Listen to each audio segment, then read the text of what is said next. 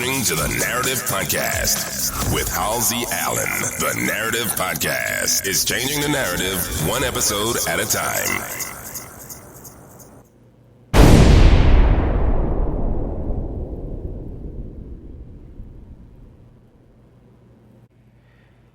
Peace, family. What's good? Welcome to another edition of the Narrative Podcast. The Narrative Podcast is the home of original people. Original people peace, original people reciprocity, and original people positivity. The Narrative Podcast promotes positive reinforcement of original people and original people culture. Welcome to the Narrative Podcast, and I am your host, Halsey Allen. Welcome all my narrators.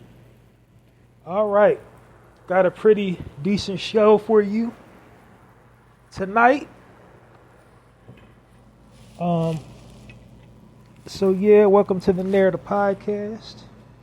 How's everybody doing on this terrific Tuesday? So first and foremost, what's everybody's plans and goals? Are you gearing up for, the Super Bowl? Are you making plans already? I've been hearing a lot of buzz and a lot of talk about the Super Bowl and panels and such. I'm not going to get into that tonight, but at some point we will touch on that. But like I said, I got a pretty good show for you this evening. So on my narrators, they're my target listening audience, my people that tune in on a regular basis, so they're already familiar with the Narrative Podcast, the format, and the way I present the content on here. But for all new people, how I generally start things off is I promote all my projects that I got going on. Then I walk you through a synopsis of the Narrative Podcast, so you'll have a full context of the content of the platform and what you'll be experiencing during the podcast. And then of course diving in right on into the content after that. So without any further ado, we're going to kick things off with a promotional plug and promote all my current projects. But before diving into that, I would be remiss if I didn't take this opportunity to give a moment of silence for the most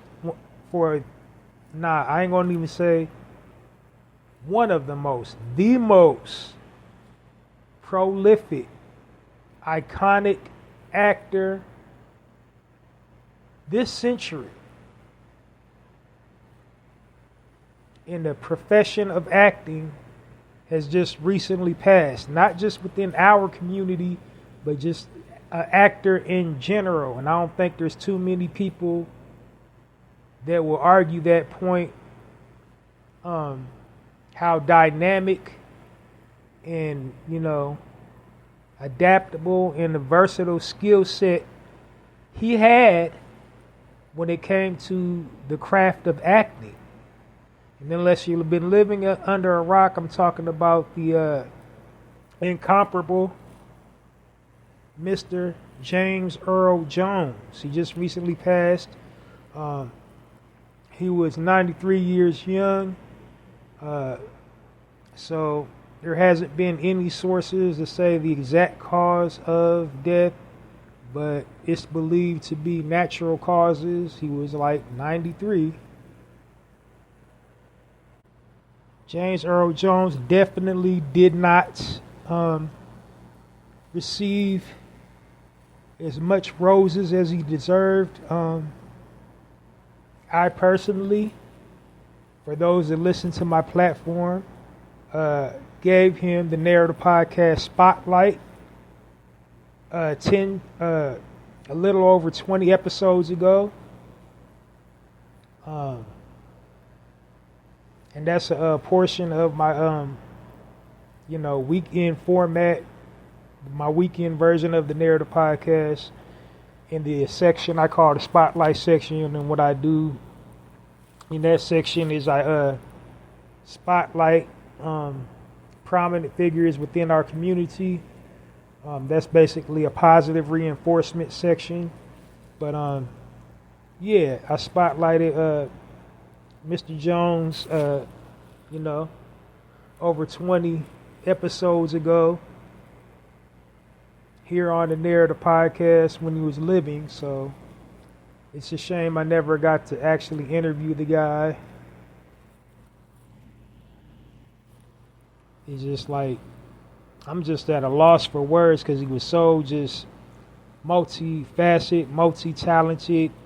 That balmy voice that he had just commanded each scene he was in and just, transformed the landscape of every project that, he was ever in. There's not too many acting talents like that. One of my favorite films of James Earl Jones wasn't actually a film. It's more like a play.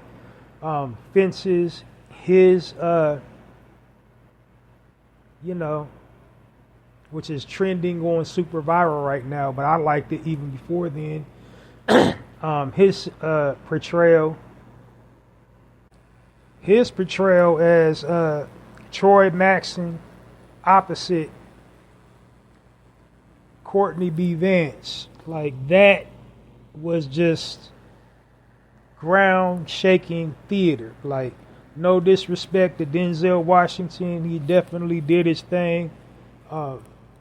Without question, Denzel is like one of the greatest actors, but doesn't hold a candle to James Earl Jones. There will never be another James Earl Jones ever. He was like not only the best in our community to ever do it, he's one of the best to ever do it, period.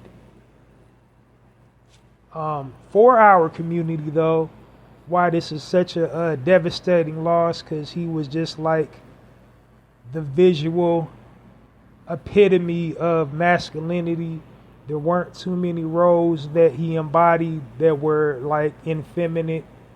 There weren't too many roles he embodied that were like where he was portraying a criminal or a despot or something stereotypical. Nearly all the characters he portrayed in his acting career were strong, upright, dignified, and having strong moral character. And so that's a rarity. He didn't go for the easy butt.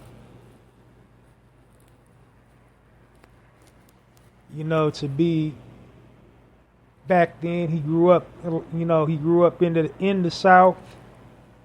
So, he experienced all types of racism in the industry, but he made from the 40s on up into now, up into the 2000s, we're never going to see that again. The only person I can write off my head that comes remotely close to his tenure as an actor is probably like Keith David, because he got that really balmy voice too.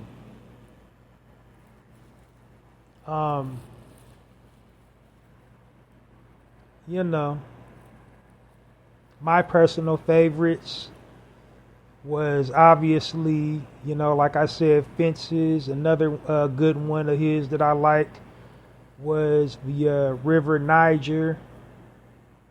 A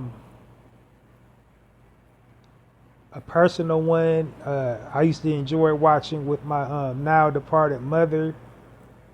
We used to like Claudine. Claudine Really good film.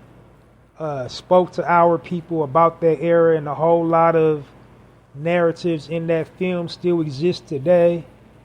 You know, about the welfare mother, you know, what we was going through during welfare, like, you know, the woman of the house had to hide her wealth, couldn't, you know, be with the man. This is like, you know, they put it in the movie, like how they was doing our people. You know, and he bought that, made the character super believable. He was a salt of the earth guy. His character was a trash man. And then you had the very lovely, always classy Miss Irene Cara. She's never, you know, did anything questionable in her, you know, film career when she was alive. She was like the you know, the visual representation for femininity, for elegance, for class. Even that character she portrayed in Claudine, you know, she had you know, she was in the ghetto.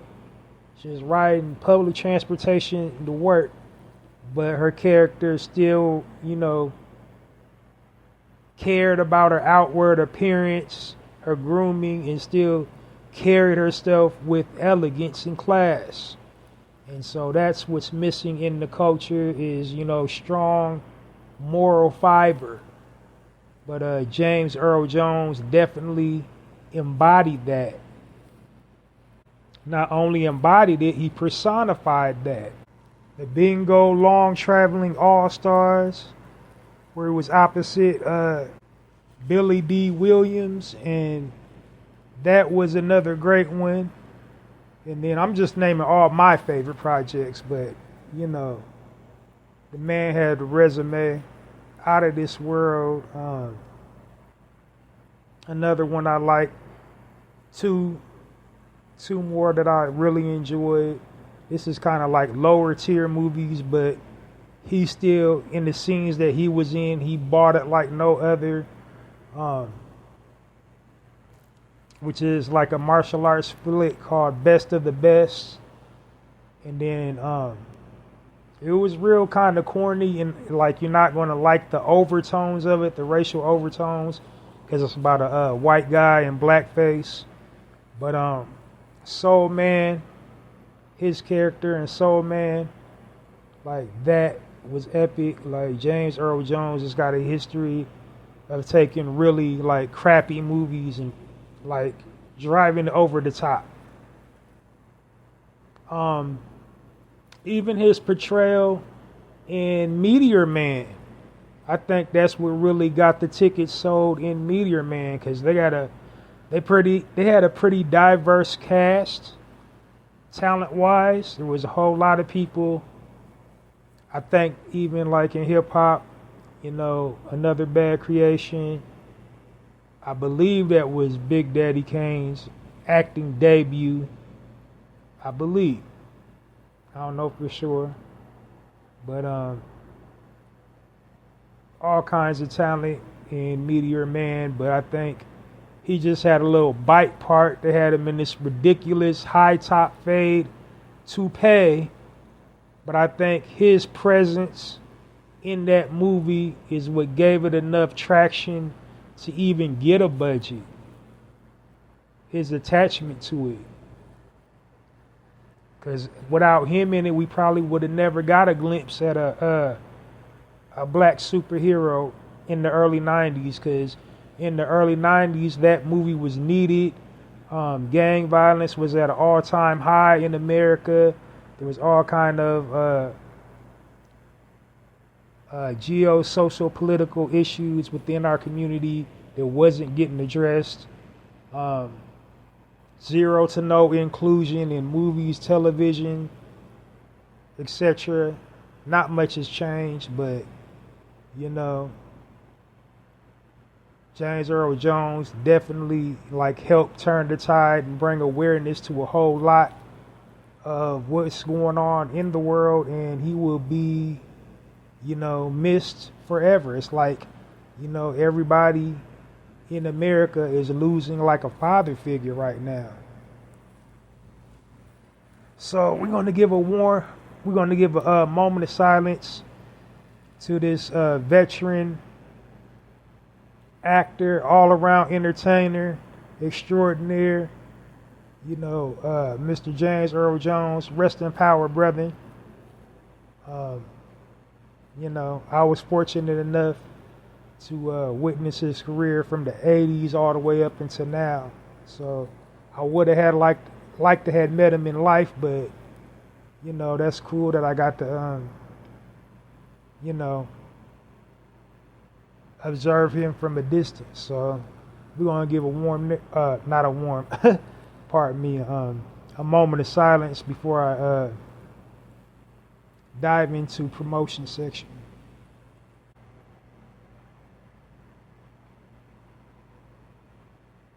Rest in power, brother. Projecting love, light, healing energy. To all your loved ones you left behind, all your colleagues and people that knew of you and experienced you and was fortunate to be in your presence. So, you really lost a good talent.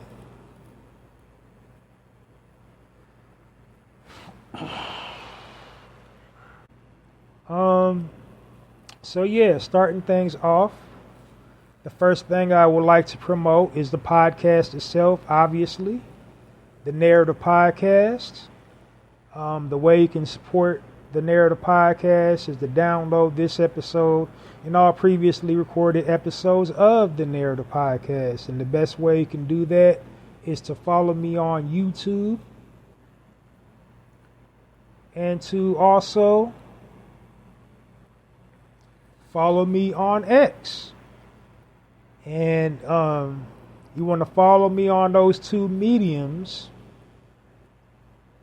because this platform that I'm broadcasting on automatically uploads episodes of the Narrator Podcast to both of those mediums as soon as I'm done recording.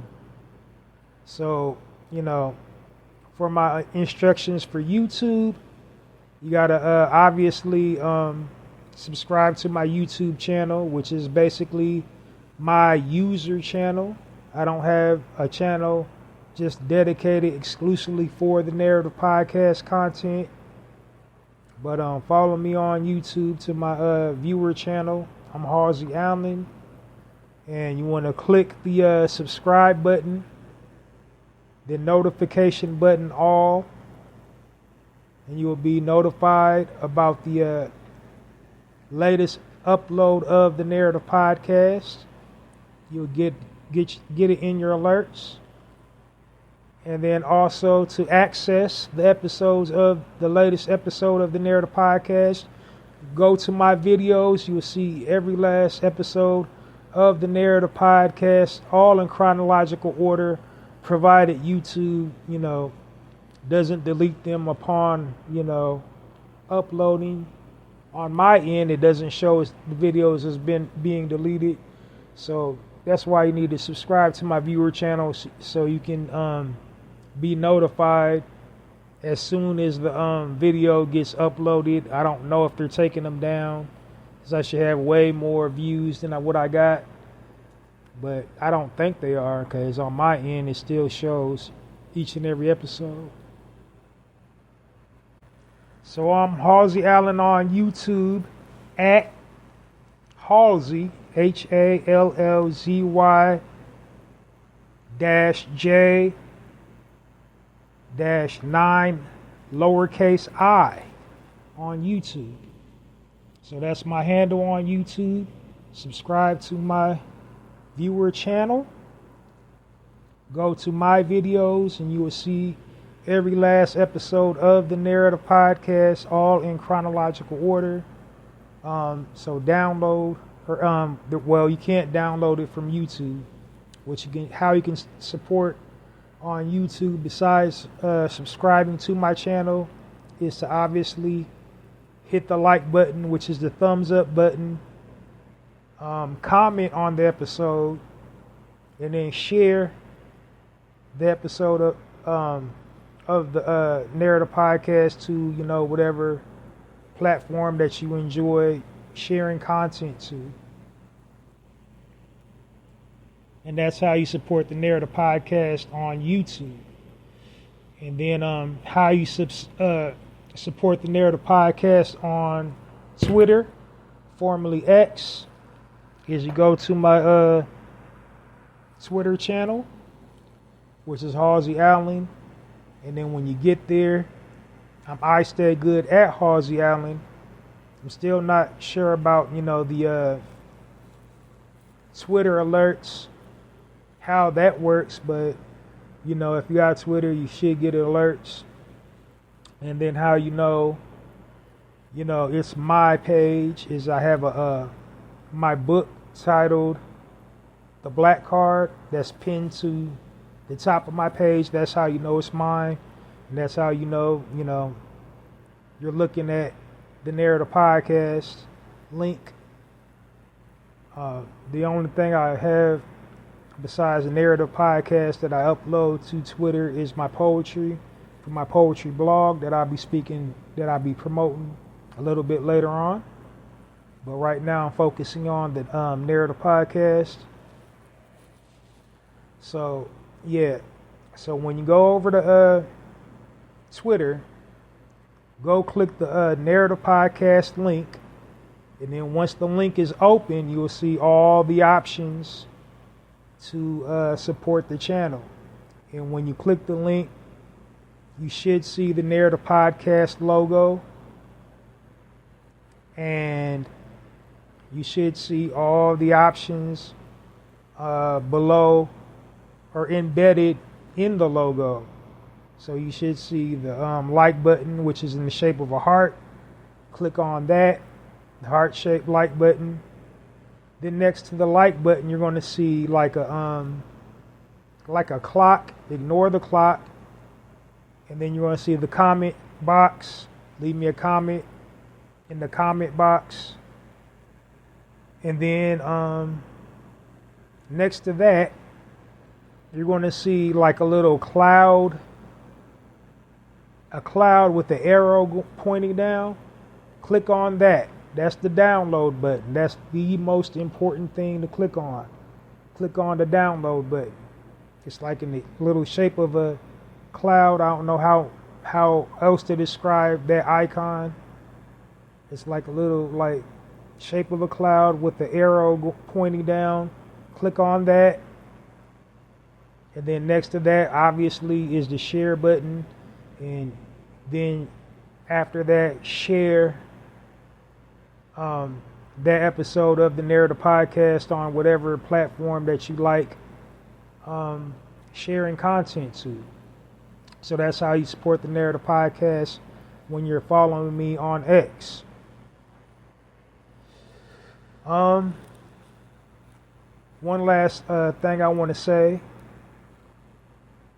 When you're supporting the platform, and this is just to my visual content creators, so like my YouTubers, TikTokers, Instagrammers, anybody that creates content where they're in front of a camera just to please be vocal about your support of the Narrative podcast. You're going to have to shout out the platform. Narrative podcast, Halsey Allen, be creative with the little drop, but pretty much, shout out the platform if you're digging it, because that's the only way people is going to know, if you're a visual content creator, because this is an audio platform. So, other than that, just download this episode and all previously recorded episodes of the Narrative podcast. The next project I would like to promote is my book of poetry, and that's available on poetizer.com. And what it is, it's a 30-page book of poetry. It's titled The Black Card. And what the Black Card is about, it's about,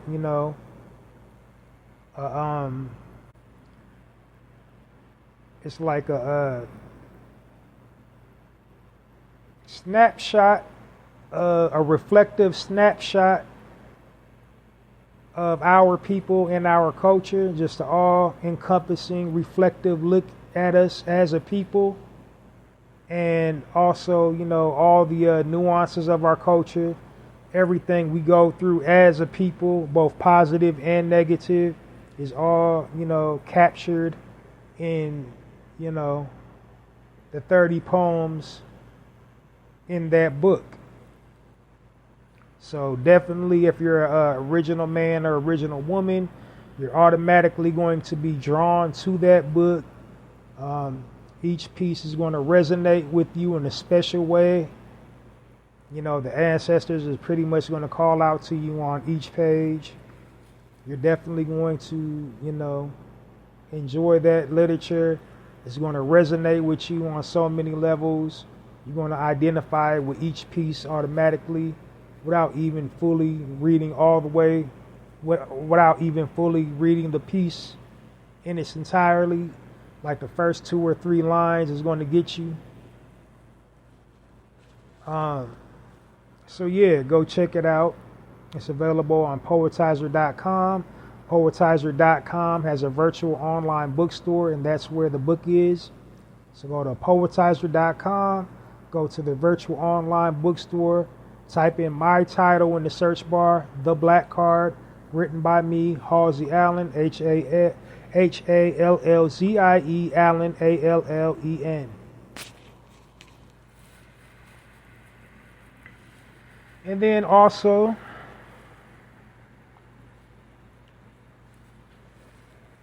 if you're unfamiliar with poetizer.com, poetizer.com is just basically a social media platform for writers. It's just a gathering spot for people that like to write, all genres of writing, short stories, essays, novels, whatever, whatever's in your heart to write, that's the community for you. And of course, poets is the main people that they cater to. It's implied in the name, Poetizer. So they, mainly cater to poets. And then also, of course, they have some self-publishing software available on that site. So members of that community, they can write a book of whatever, genre of writing that they write. So like, short story, they can write a short book of short stories. They can write a entire book, a novel. They can write an essay. And definitely they can write a book of poetry, like what I did. And then in addition to that, they also have little rooms, you can go to for the daily writing prompts. For the people to write short stories, your daily writing prompt might be to write a story about a garden. And then for the people to write novels, their writing prompt is a little bit more complex. They'll probably give you the characters, the setting, and they'll write an entry, and then you finish it where that stops. And then for the poets, their writing prompt might be to write a poem about, a waterfall. But yeah, that's basically what the social media platform is about, for writers to, socially interact with one another. You can critique each other's work. You can just socially just say hi, inbox each other, or, back and forth on your page or whatever. You know how social media works. So it's just basically a platform for writers to socialize. That's what poetizer.com is about. Now their self-publishing software that they have, I feel rivals, all the other self-publishing sites because it's so economically affordable. You can write you a decent book for under $1,000. They offer all the same features as all the major self-publishing sites: illustration, marketing, editing, all that good stuff for a fraction of the cost.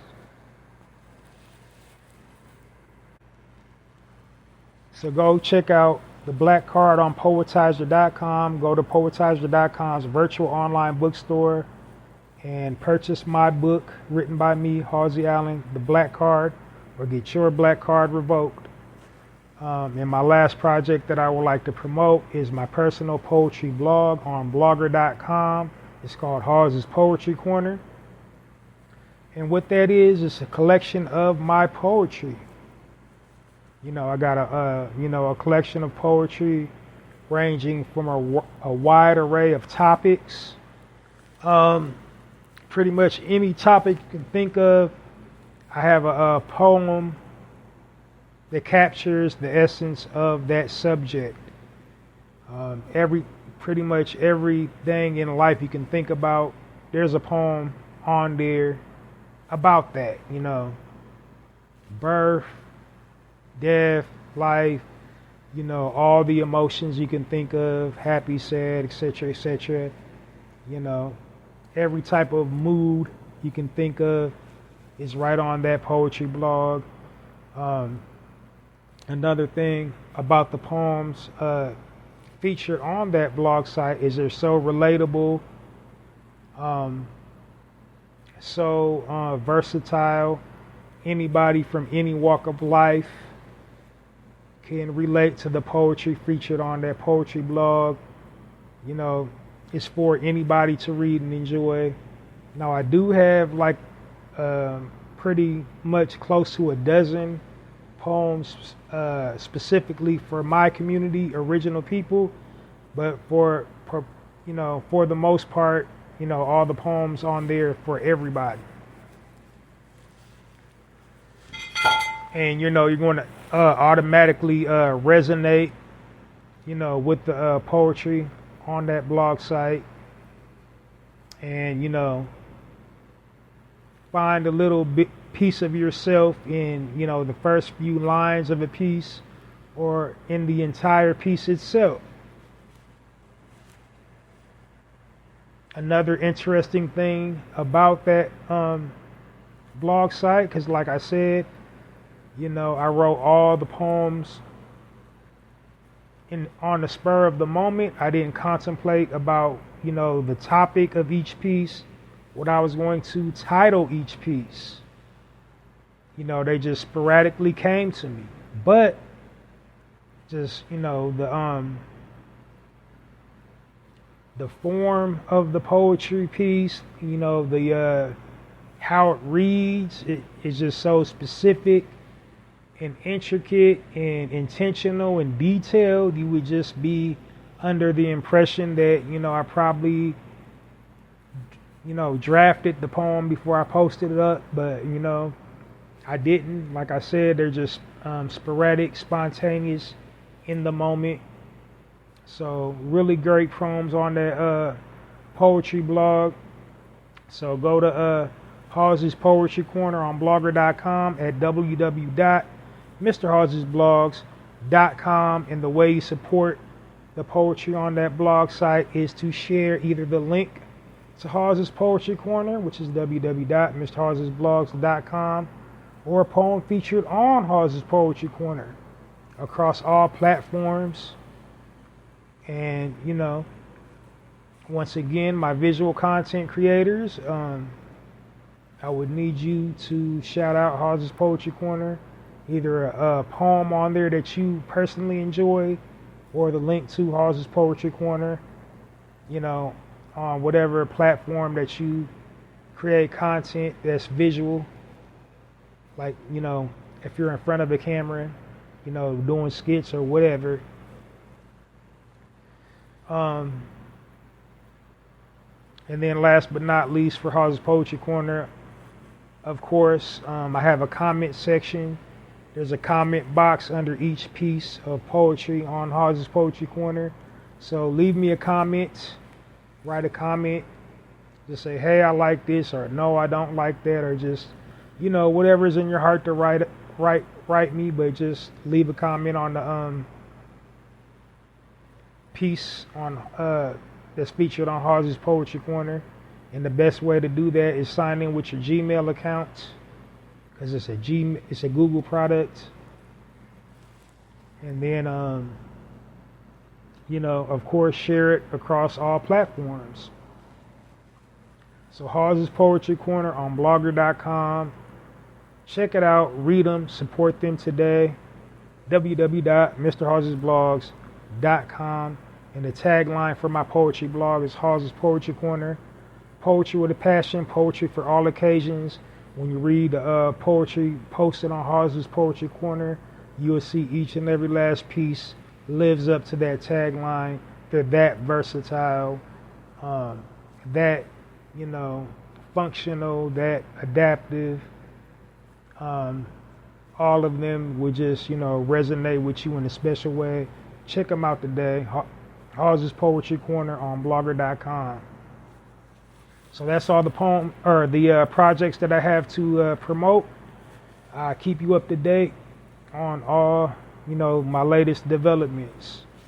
But so far, just support the Narrative Podcast, the Black Card, and Halsey's Poetry Corner.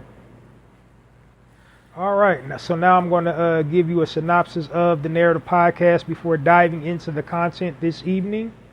So starting at the top, Tippy, the name. I named my podcast the Narrative Podcast as I don't like the false narrative that the media weaves about original people and original people culture.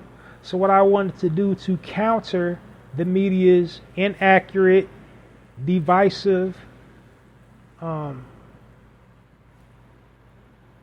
way that they corrupt and misappropriate our images and our likenesses is to design a platform where I'm uplifting and edifying our people through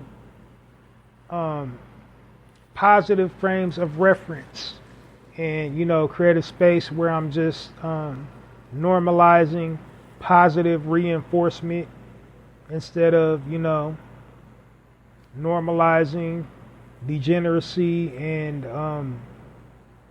violence like the media does when it comes to our people and our culture. So yeah, that's what the Narrative Podcast is all about. It's just about giving a fresh take to the listening audience about original people and original people culture. In essence, flipping the way we're perceived, worldwide due to the media's negative frames of reference. So in essence, I would be changing the narrative about original people and original people culture, hence the title, The Narrative Podcast. So having said that, that's the perfect segue to my tagline, The Narrative Podcast, changing the narrative one episode at a time by destroying negative stereotypes about original people and original people culture. How do I destroy the negative stereotypes about our people and our culture?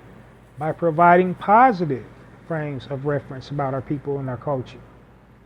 So that's entirely pretty much the mission statement of the Narrative Podcast, is to provide positive frames of reference about our people and our culture, as well as informing the listening audience of why it's important to responsibly utilize your platforms to share positive frames of reference about our people and our culture, and to also encourage the listening audience to responsibly utilize their platforms to share positive frames of reference about our people and our culture. So now that sets the stage for my next point that you should be aware about the Narrative Podcast, is that I refer to my listening audience as my narrators. And so why I call my listening audience my narrators? For a few reasons. One of the most important reasons is that it is reflective, of the times that we're living in. We're living in the digital information era. We communicate and share data and information and interact with one another digitally, online. And so, essentially, whatever you're posting online, across whatever medium, whatever platform, essentially, you're telling or narrating your own story. You see, every page online has a bio section.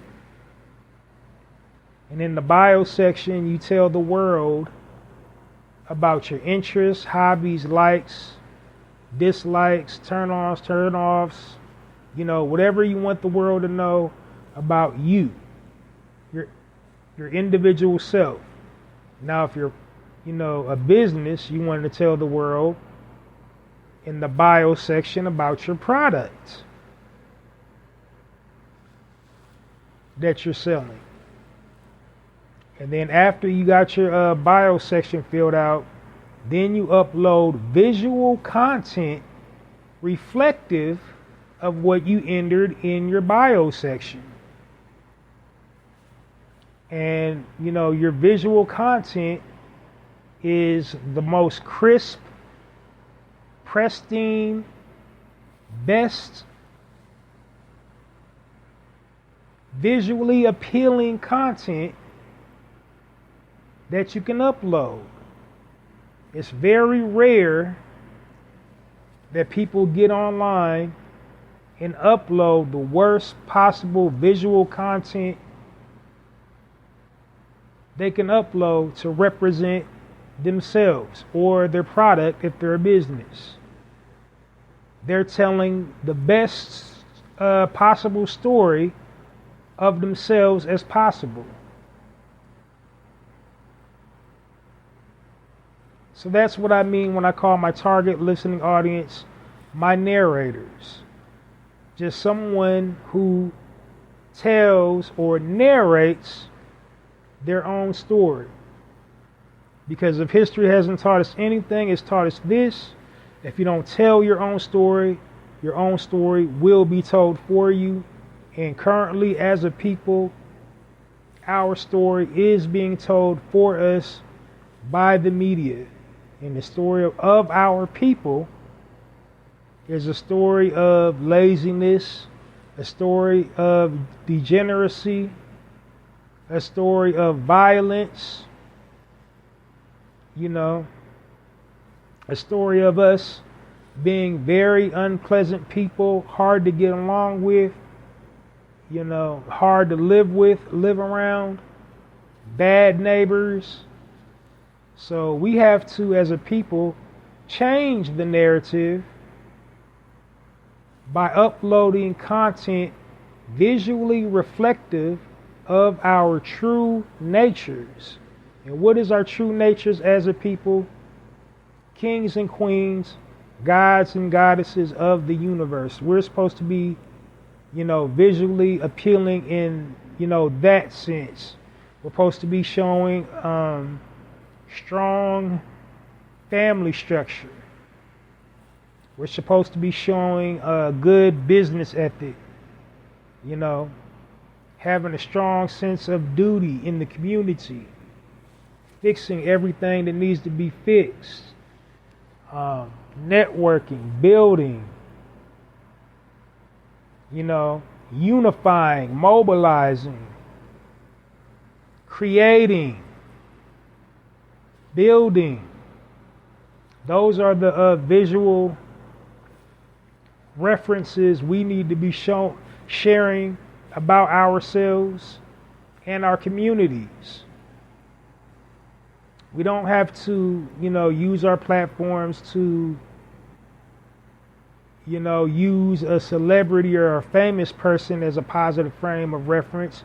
You could be the positive frame of reference. Just positive things going on in your world, in your community, in your family.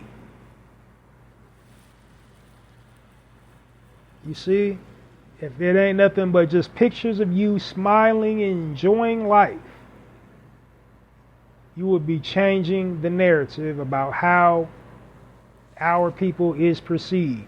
Because they want to, every time they, share stories, our stories, they want to see us downtrodden, depressed, without hope, disenfranchised, no resources, just clueless, confused, lost,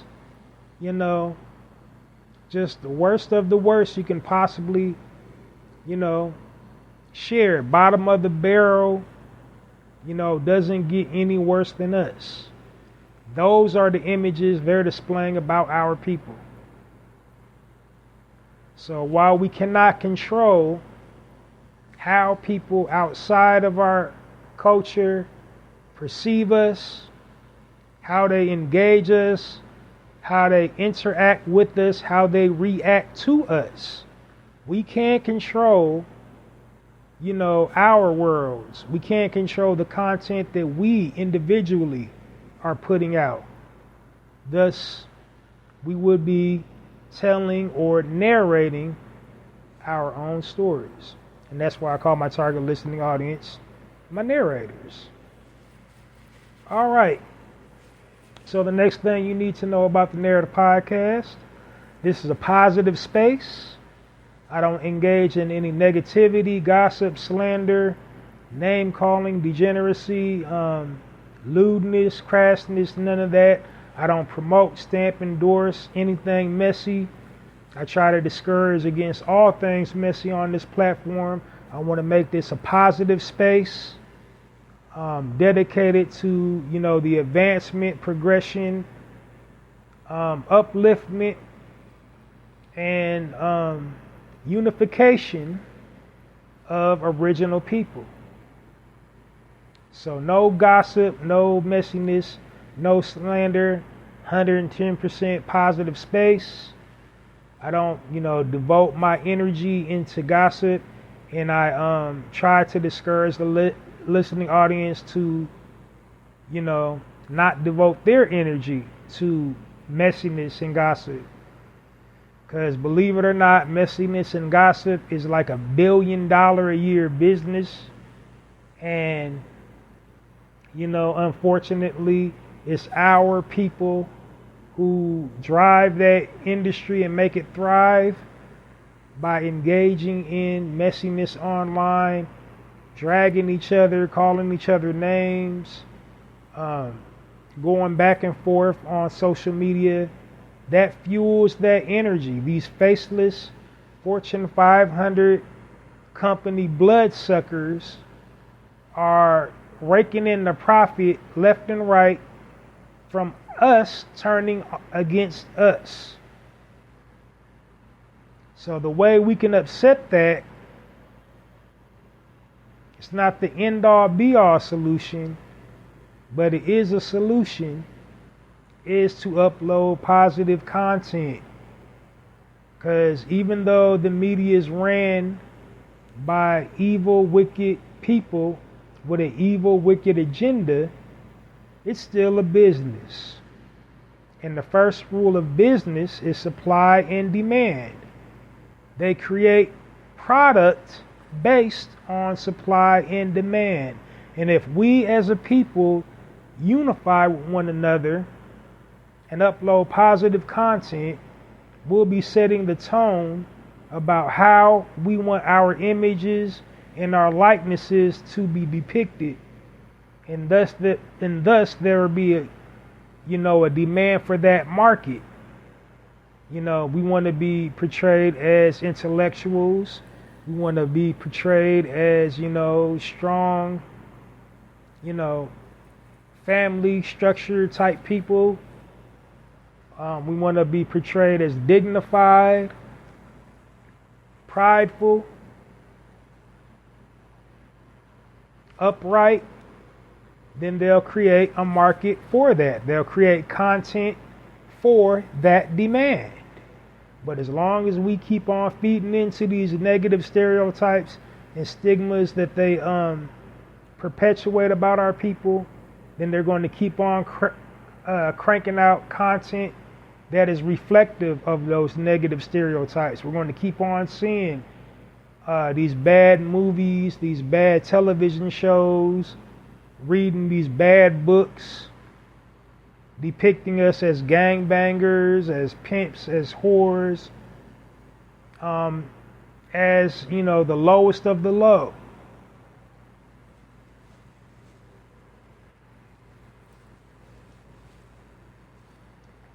But anyway, that's what this space on the Narrative Podcast is dedicated towards, is, just original people reciprocity, just, us winning, us progressing, just positive frames of reference about our people. Now, I do, however, deliver commentary. I talk about current events on here. So if I ever speak or drop a famous person's name within our community, no, it's not to, bash them or drag them through the mud or slander them or, make fun of them or anything that they're going through, making light of anything that they may be going through. This is just basically to point out the bigger picture. And anytime anything negative is happening within our community, the bigger picture, which always can be linked back, is to two things: systemic oppression and psychological programming and conditioning. I guarantee you those two factors are always at play when a famous person within our community is involved in something negative, when they're, in the media for something negative. Whether it's being at odds with another celebrity, whether it's, facing some jail time, a love triangle, whatever, anything messy, guarantee you it can be traced back to systemic programming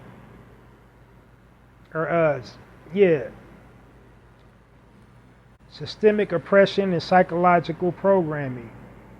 Now, on the systemic oppression side of it, this is not affording us equal footing, trying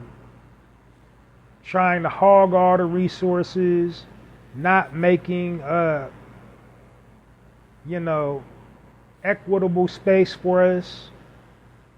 Like, even if we have the money, the resources, still not refusing to sell us plots of land, refusing to, let us bank with you, refusing to basically allow ourselves, the basic necessities we need to be independent and not be dependent upon you for anything. Depriving us for, what we need to be sovereign.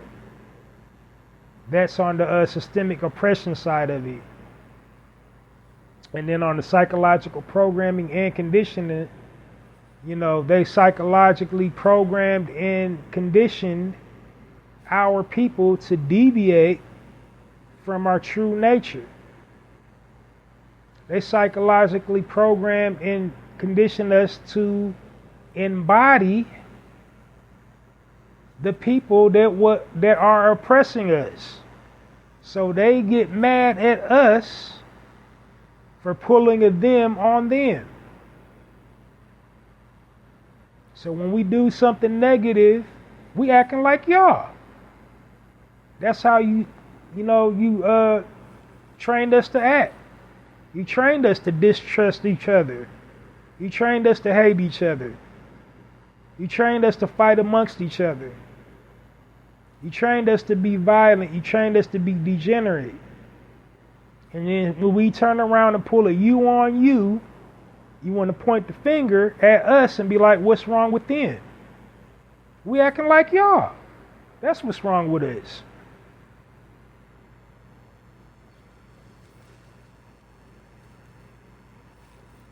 So that's, what I mean by the bigger picture.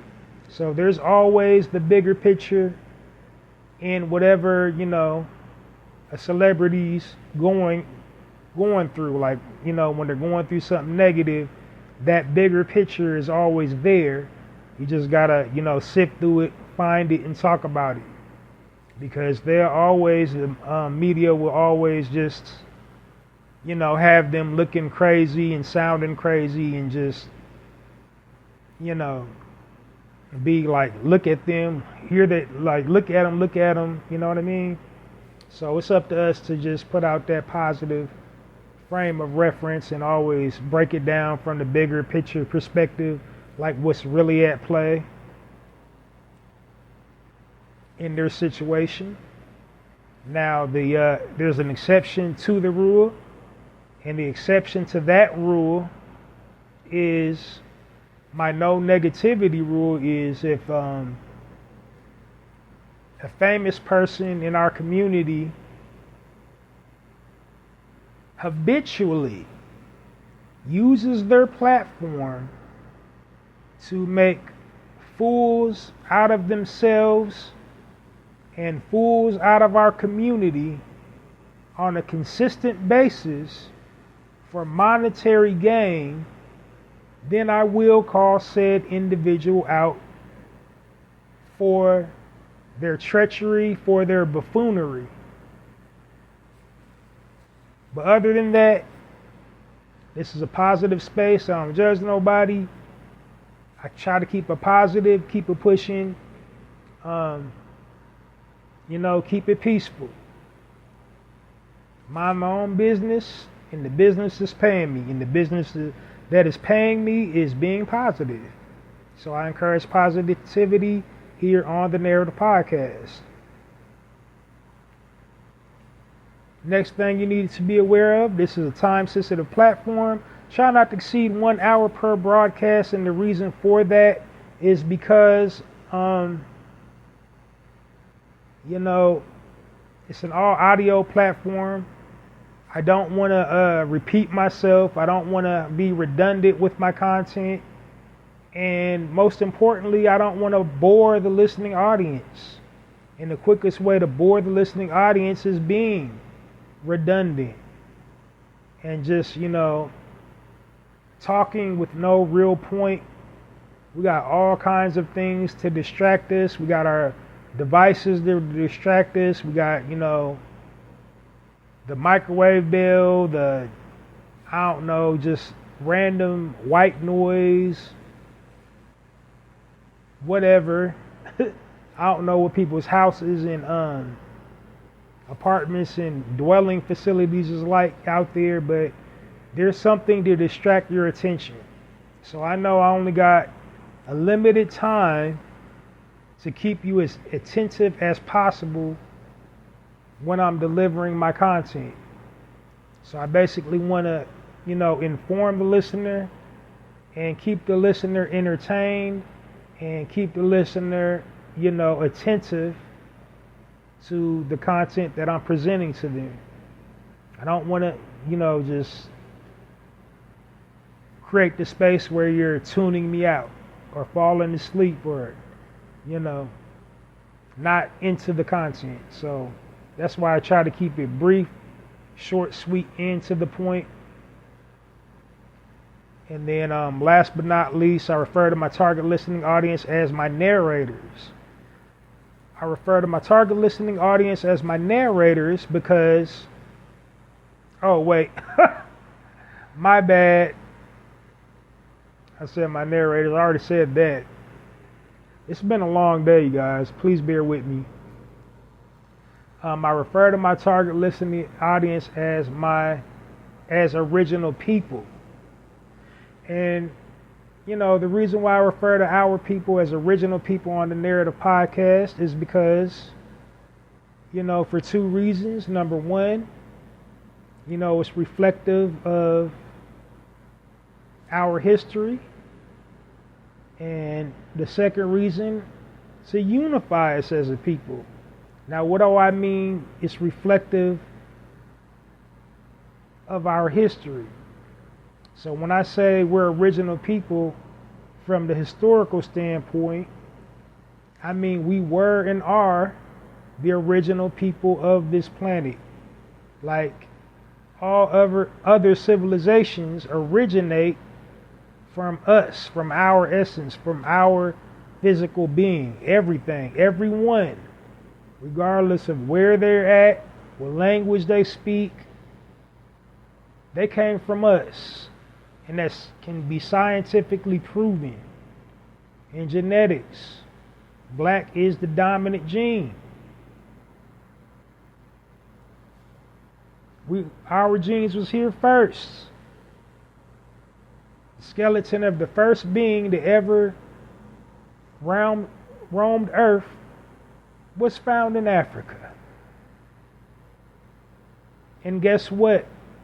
That skeleton was fully erect. It wasn't hunched over. It didn't have a cranial overbite. Fully erect. We was fully sentient, intelligent. We was building citadels, cities, land masses. We was the original educators, the original physicians, original healers, original doctors, whatever you want to call it, original astronomers, astrologists, original biologists, original scientists, original mathematicians, original architects, original alchemists,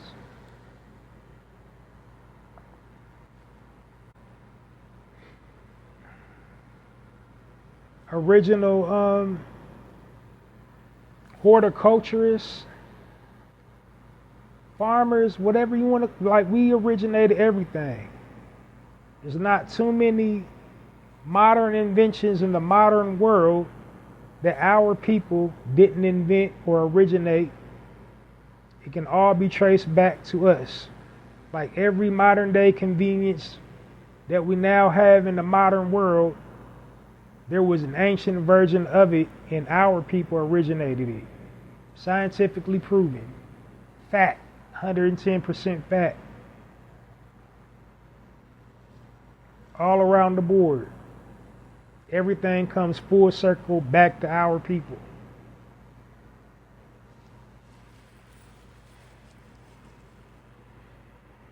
And then one little track I want to take you on to kind of lament my point about being original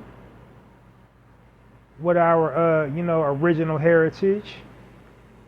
I want to just dispel the false narrative of slavery. So not saying slavery didn't actually happen. I'm not refuting that. Slavery did happen. It was barbaric. We did suffer during slavery. But slavery wasn't the most impactful, relevant, important part of our history as history makes it out to be. So like I said, being original people, we was already here first. We existed on this planet before everybody. So knowing that, just common sense, if we was here first, we wasn't just all huddled in one spot. We voluntarily chose to go to different places. Thousands of years before a human being conceived in their mind, I'm going to go take some slaves and force them to do what I want them to do. Like there was already large concentrations of us, of our people, on every continent on the globe, like everywhere. Every place you can think of. And anywhere you want to know where our people were roamed or existed. All you ever got to do is look at the artwork, look at the architecture, especially in places where, it's, air quotes, an anomaly. How did this happen? Like, what was the science? How did this particular, piece of architecture come to be? It's scientifically impossible. No, it's not. It's just we had the science. We were the original science. We knew how to do it. So anything you got, any type of architecture that science can't explain, it's because our people built it. We existed there. The artwork, the pictures, the sculptures, how you got African features, stone sculptures on Easter Island with African features. How?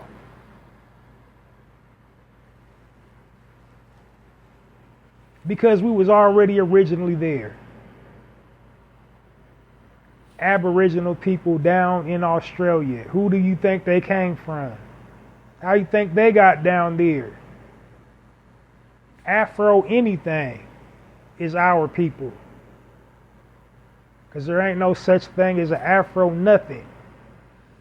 So all these people running around calling themselves Afro-Latino, they sound stupid. There ain't no such thing as an Afro anything. An Afro is a hairstyle. You black. Spanish is a language. You're not Spanish. That's just the language you speak.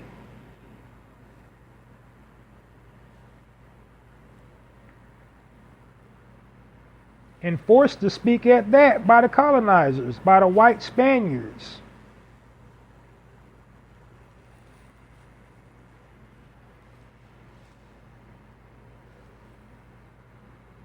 But more to the point is, we existed everywhere you can think of. We didn't get to all these different places on the slave boat.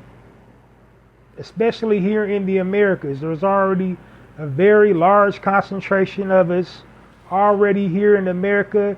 It's documented what tribes here in America was already here, who was originally indigenous. And it's not the people that currently are receiving checks, currently have casinos on their reservations. They are not the original people. We're well documented in the Pilgrim's Journal, Miles Standish's journal. We're well documented in Christopher Columbus's journal. Our existence here in America. So when they talking about they raped the Indians, they talking about us. We was the original Indians. But yet we didn't get the money. We got jacklegged out of that. They put us on plantations and made us work. The majority of us that was already here. And then they went and started getting slaves towards the end of the century. Because they didn't just go back getting slaves for hundreds of years. It don't even make sense. They did it for probably like 20, 30 years max.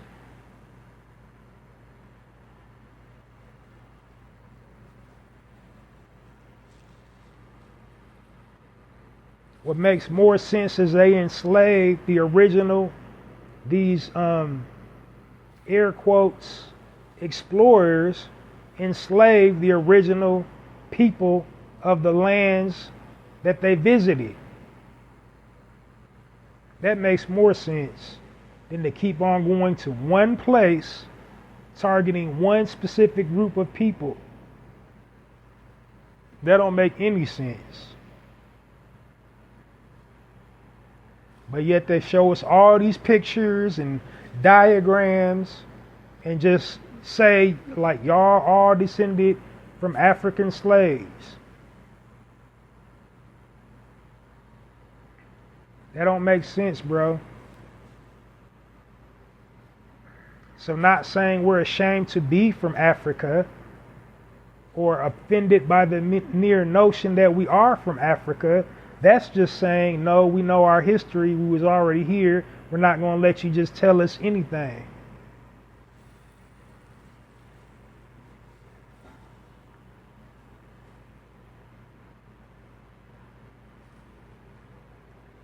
So that's all I mean is when I'm debunking the myth of slavery.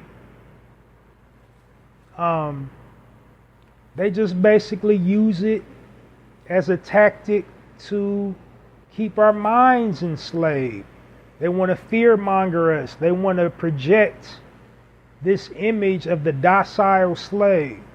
They want to regurgitate a time where we were powerless and could not, fight back and had to just take it, where we could not resist, were heavily punished, tortured on a daily basis. If you was a man, you had your manhood taken. If you was a woman, you got raped. That's what they want to perpetuate and mentally take us back to, in that mental mind state of slavery.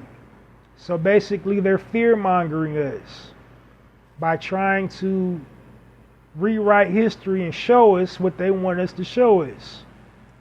Because they just, play up slavery, but they sidestep who we were before the slave trade.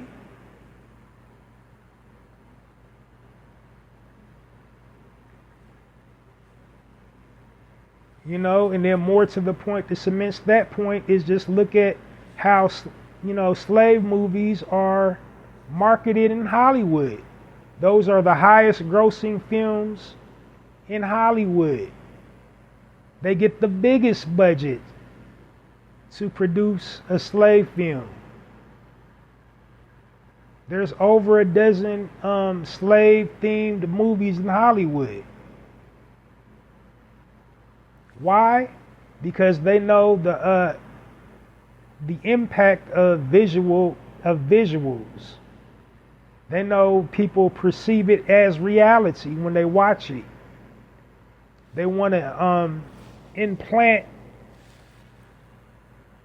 that image in our heads and everybody else's heads about who we were as a people.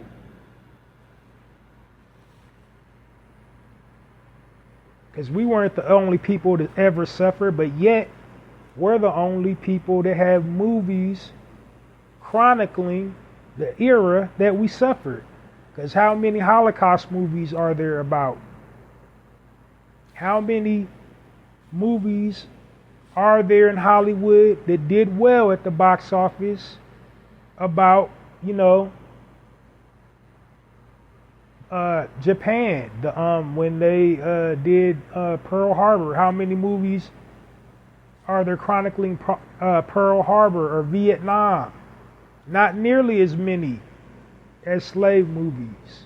Not even, proportionately a fraction of movies that chronicle slavery.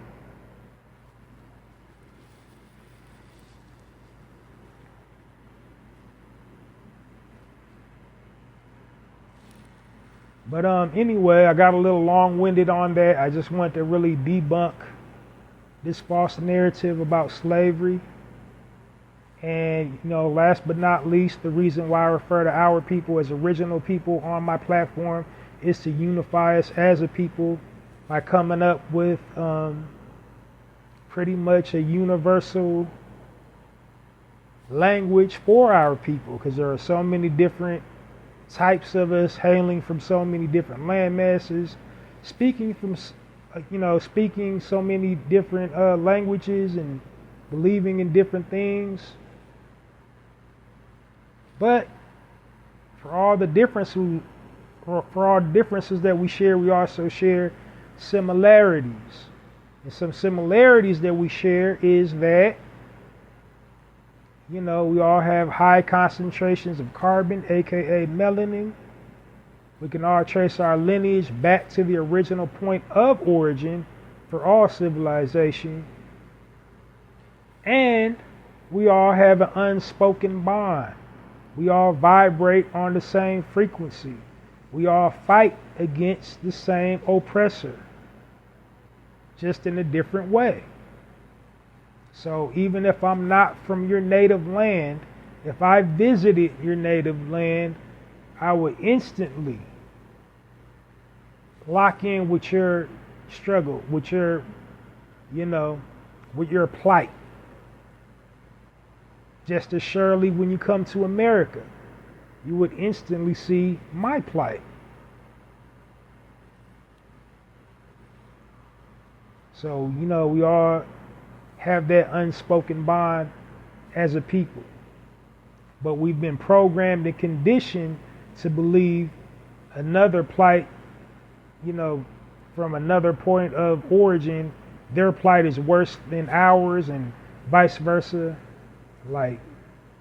Or rather, their plight isn't as bad as ours when it's just equally the same.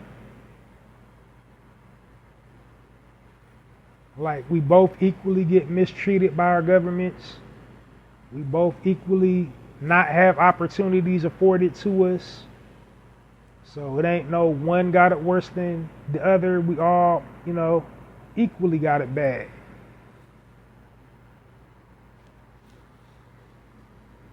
And for the record, we're the only people that make distinctions amongst our people. Because people outside of our culture, they just look at us and call us black and be done with it. The Asian guy don't be like, oh, he's the Jamaican guy. Or, he's the Trinity guy. They just be like, he's black. Black guy. Italian guy don't be like, oh, he's from Ghana. He's a Ghana guy. He just be like, he's black.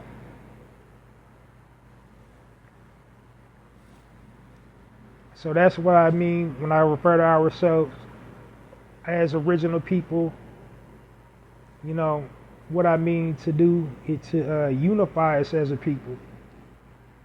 It's just like universal code for who we are.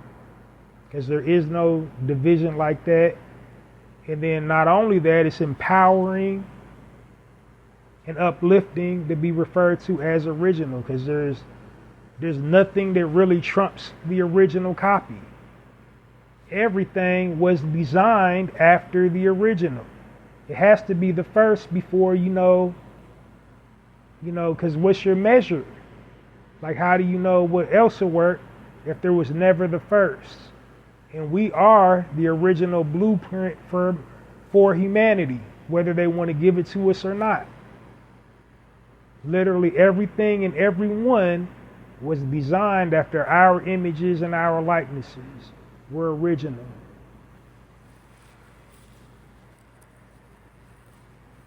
So that's it, and that's all.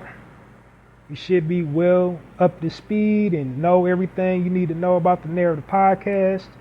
If you're still lost, I'm well over 300 episodes in. You can listen to all my previously recorded episodes of the Narrative Podcast. Download this episode and all previously recorded episodes of the Narrative Podcast. Another thing you should be aware of is I broadcast during the week and the weekday. I have 2 different format styles. During the week, my format style is just I present 2 sections. One section called positive news articles, and then another section called,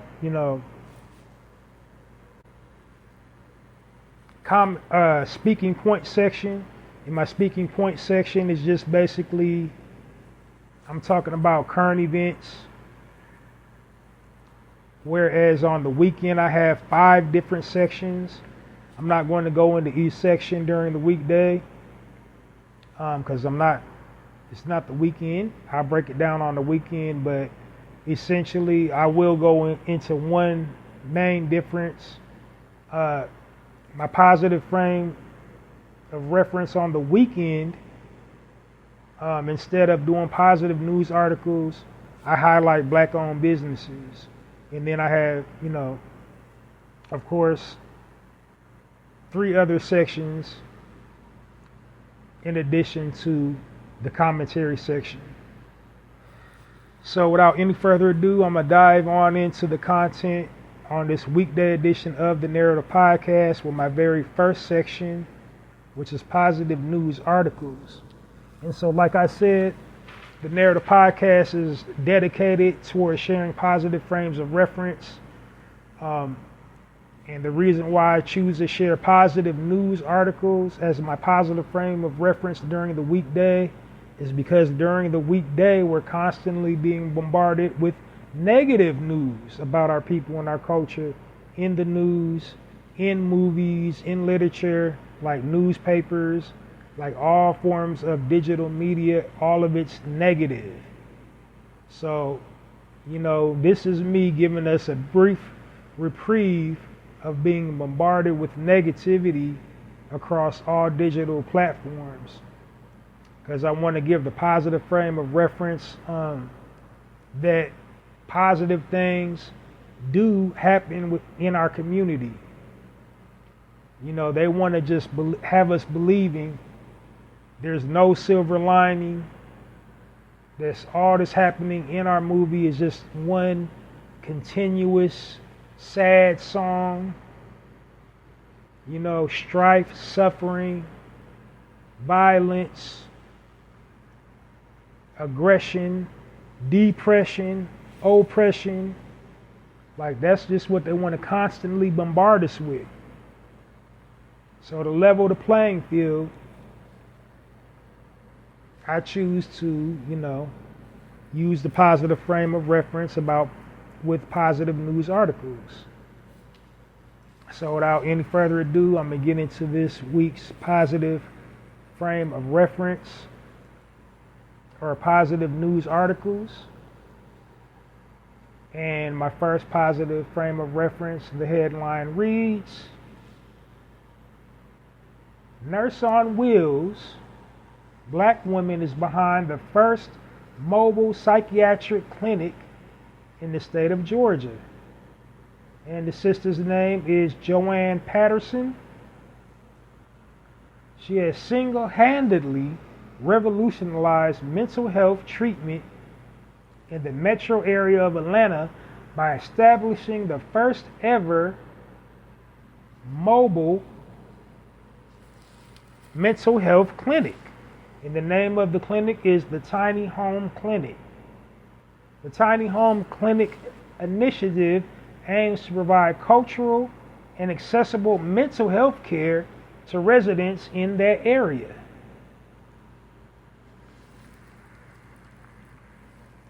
And so I think mental health is something very important within our community. A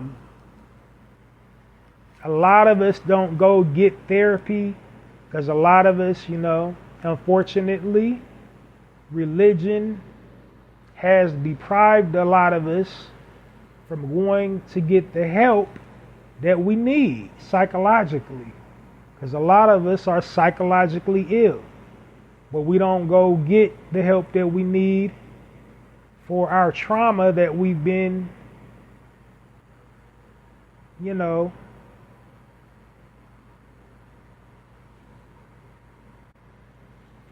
afflicted with, because we believe, or taught to believe, that all you have to do is just pray your problems away. Like, especially in the faith of Christianity, that's what they teach in most churches. Just pray to God. Don't do nothing on your end. Don't take any accountability on your end. Just pray to God with a good, clean, pure heart, and everything else is just magically just work out for you.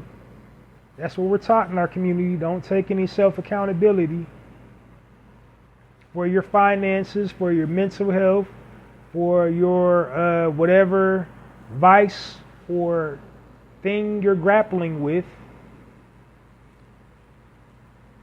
So in the essence, like, if you are a Christian, it's levels to it. It's levels to everything.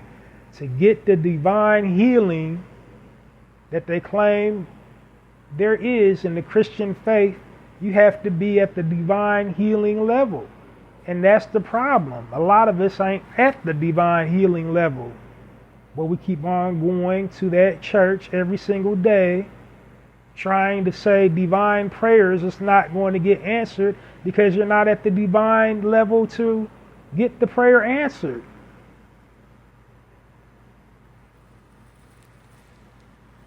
So, you need therapy is what I'm saying.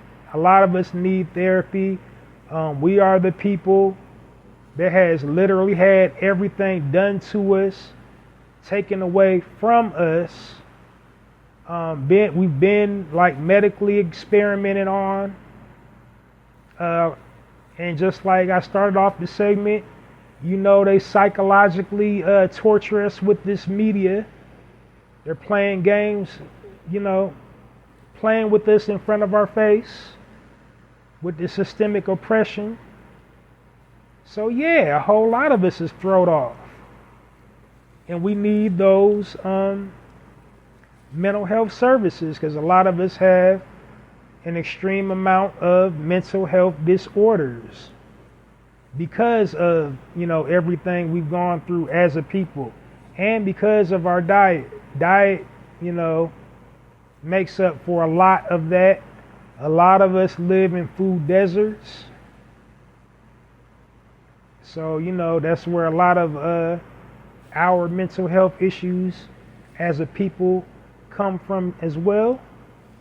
But this sister is providing mental health services for those in need in the Atlanta area. If you would like to know more about it, go to tinyhousegreatmedicine.com or ask her specific questions about Tiny House at JoannePSCharity.com or call her directly at 340-228-8784. Now, join me into giving our sister a warm narrative podcast round of applause for providing mental health services to the people in Atlanta that need it. Now notice there's no physical address because it's a mobile clinic, so they're just kind of all over that area, but primarily they post up on specific days, but they're mostly at schools, in front of schools, mostly in front of high traffic areas. But the tiny house itself is very serene, it's very calming. They have holistic remedies, not modern day. They use like calming herbs, essential oils, all this new wave psychiatric stuff. But go check it out if you're in the city of Atlanta. I'm hoping it catches on nationally because we all need a mental health safe space. But join me into giving our sister, Dr. Joanne Patterson, a warm narrative podcast round of applause for her, contributions to the progression of mental health.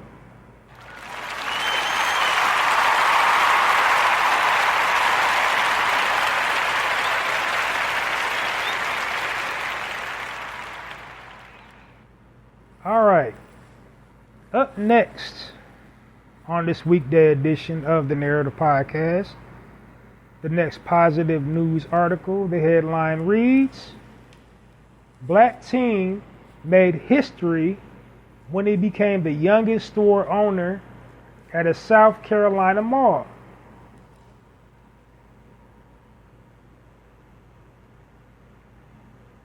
And the brother's name is Jordan Jackson.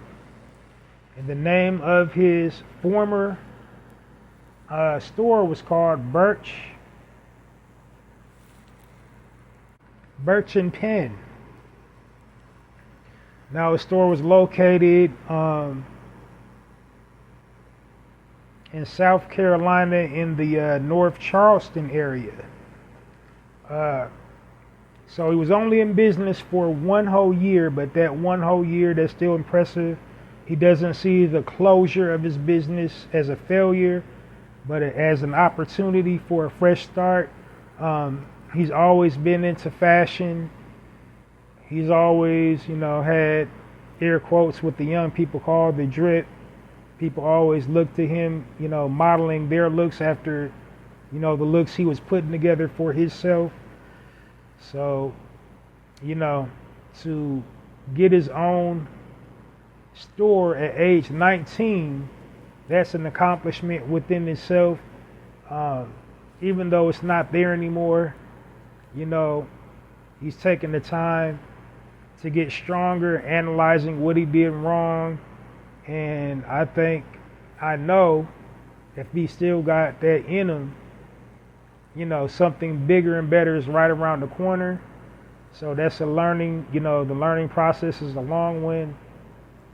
As the old saying goes, bosses take losses. He took a loss, but I think the young man's going to bounce back with an even bigger business than last time. So join me in giving our brother, young Jordan Jackson, a warm narrative podcast round of applause for his former store, Birch and Penn in South Carolina.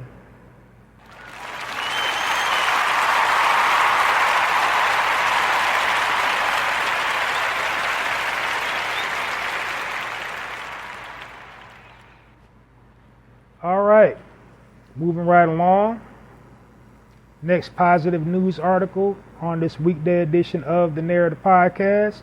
The headline reads, first African American Rolls Royce dealer worldwide, also first Lamborghini and McLaren in the U.S.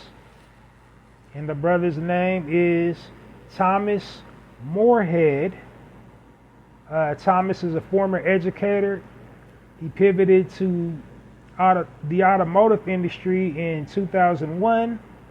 He became the first African American Rolls Royce dealer in the world and the first African American Lamborghini and McLaren dealer in the United States.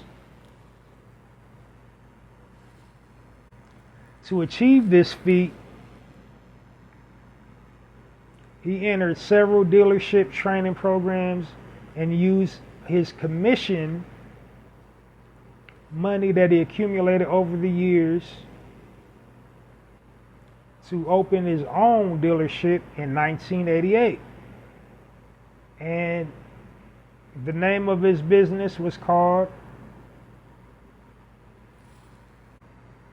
Sterling Motor Cars. He also did Mini Coopers as well.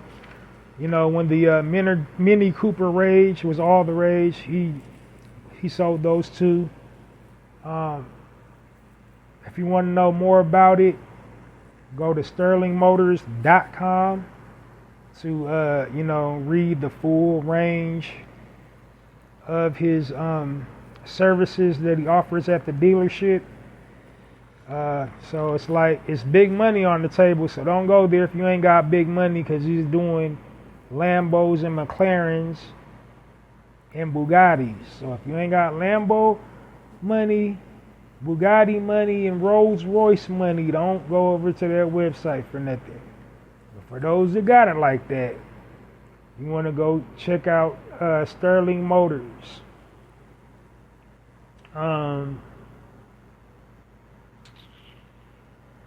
So his physical address is 21710 Outer World Circle, Sterling, Virginia 20116. And then you got another one, 218 Pacific Boulevard, Sterling, Virginia 20166. And now we got different extensions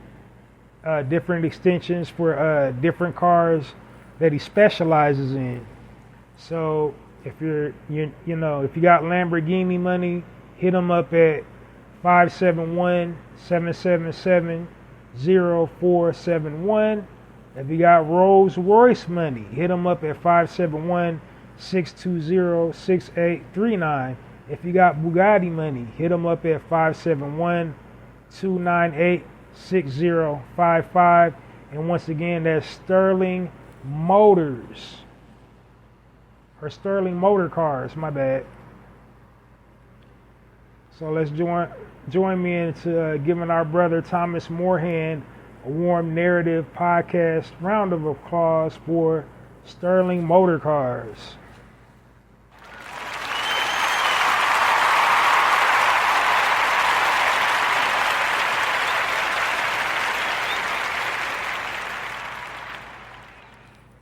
And then the last article on the Narrative Podcast, last but not most certainly not least,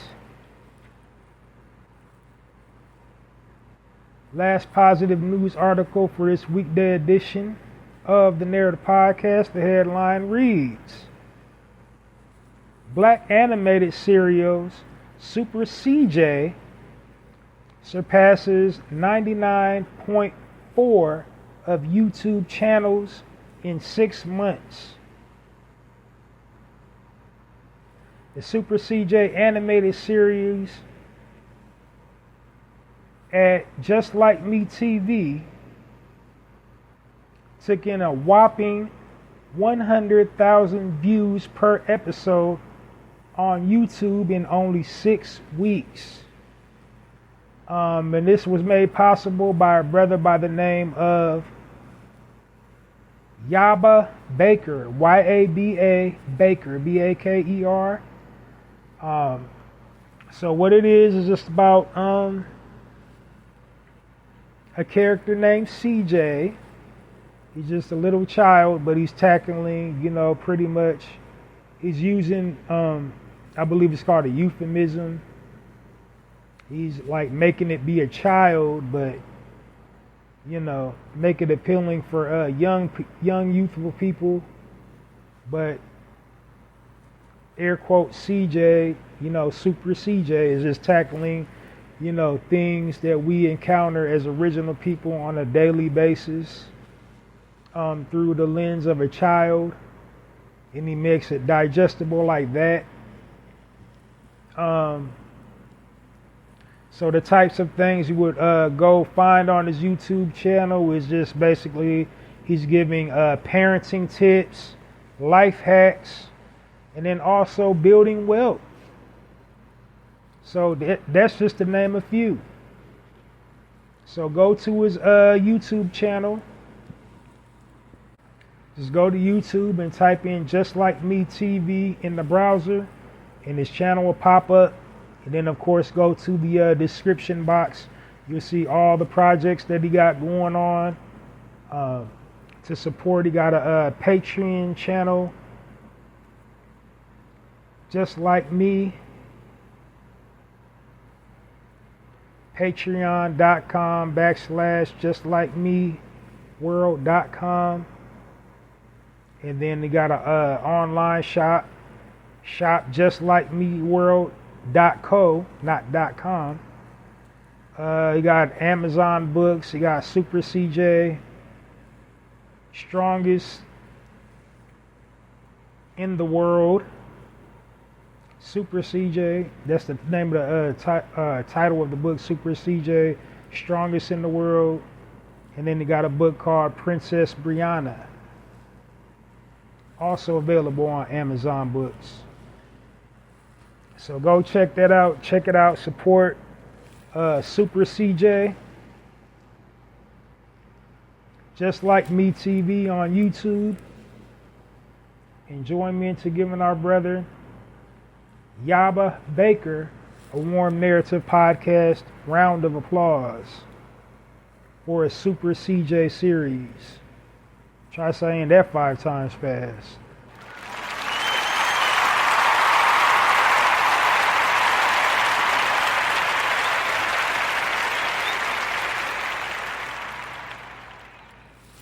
All right, and that concludes my positive news articles for this weekday edition of the Narrative Podcast.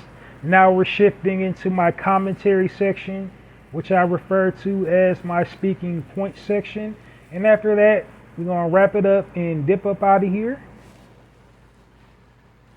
So the first headline that I want to tackle, or what's going viral right now, a Michigan judge has been removed from her chair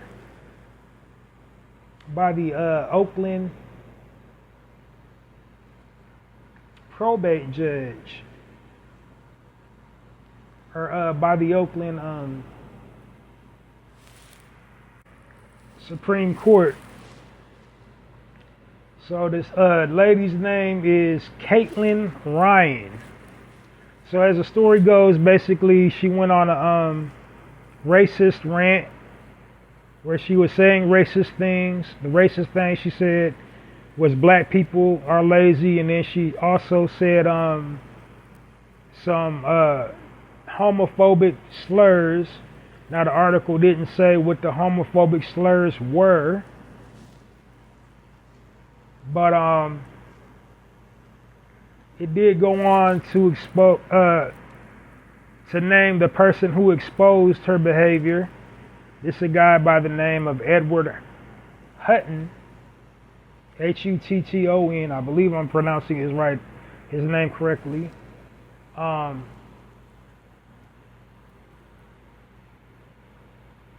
So basically, I guess he works in the courthouse. The article says she sexually made unwanted advances towards him. That was in the, was in his initial complaint.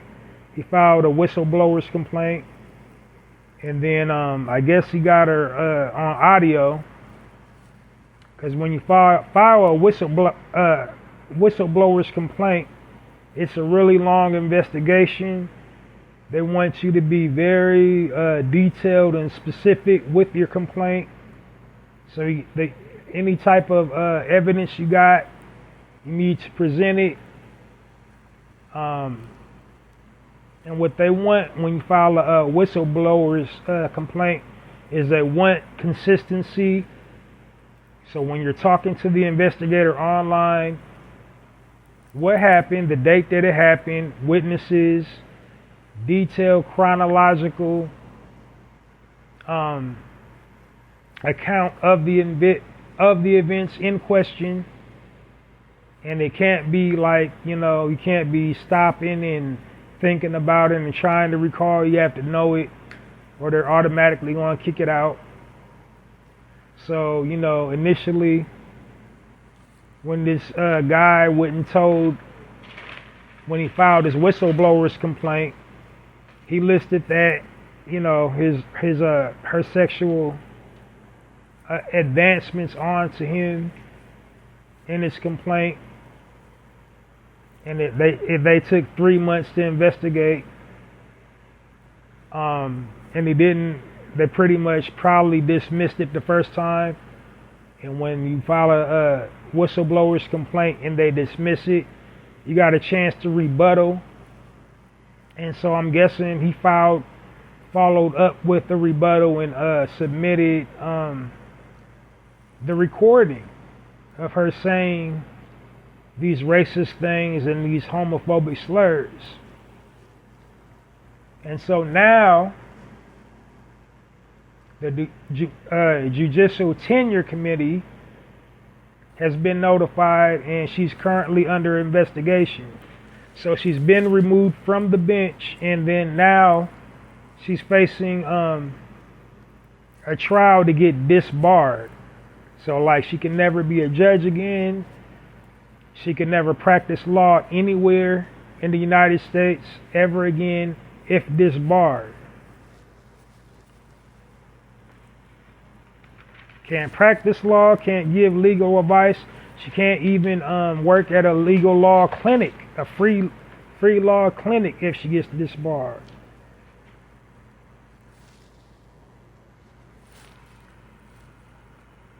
But, so my, assessment of this situation, I really don't believe it was the racial slur that got her in trouble. I believe it was the homophobic slur. Because like time and time again, history has shown that the judicial system does not care about us, doesn't care about our feelings, doesn't care about what we go through as a people. They've demonstrated time and time again.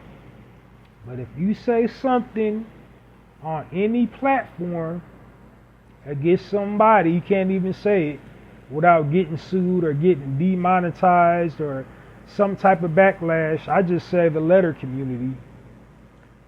If you say anything about the letter community, it's a wrap.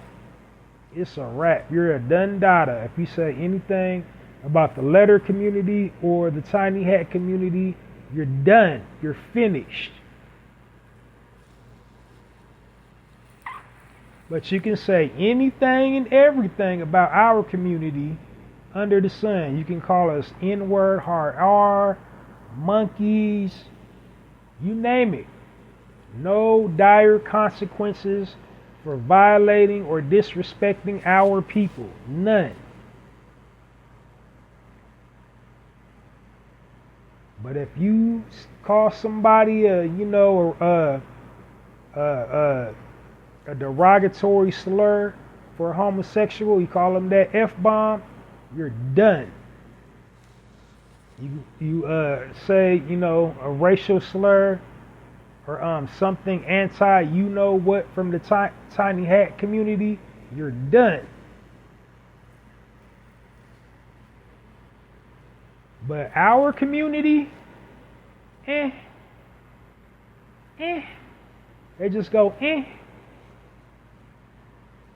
there's no repercussion, there's no pushback, no nothing. They don't lose nothing. They don't get fined anything. It's just,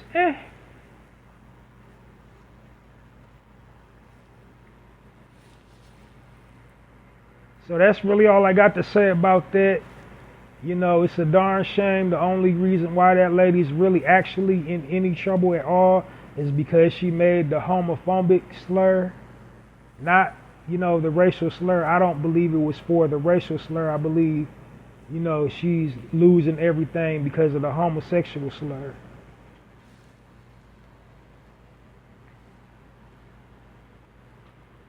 And breaking news, something within our community. Tiffany Haddish is in the hot seat yet again.